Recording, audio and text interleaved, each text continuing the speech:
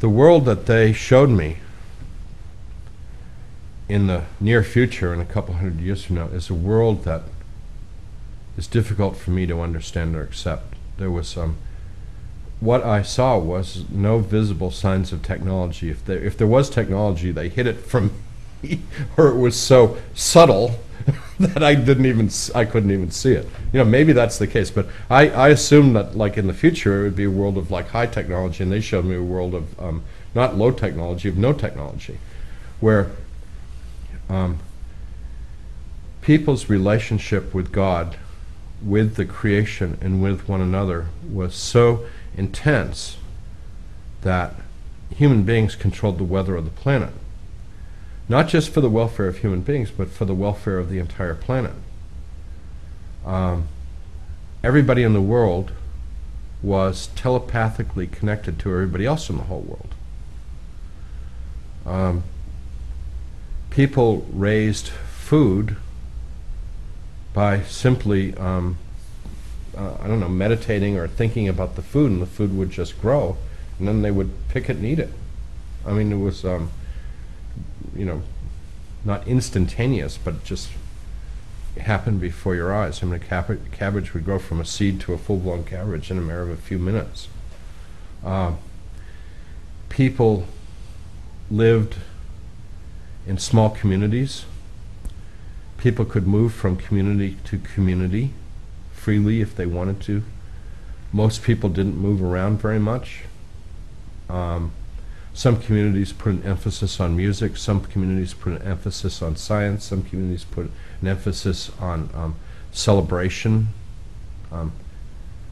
liturgy, worship. Some communities spent their time on physical relaxation and enjoyment, sports, and that sort of thing.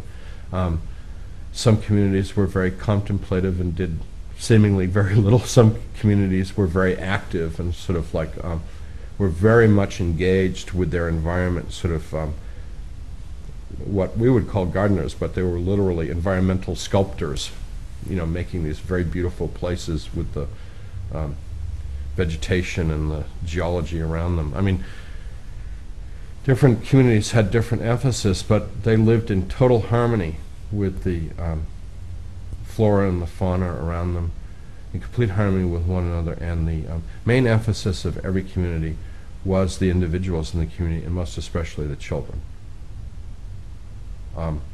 When people had experienced what they felt was their full life experience, there would be a great celebration, and they would lay down, and they would die, and their souls, their spirits, whatever, would be raised up to heaven.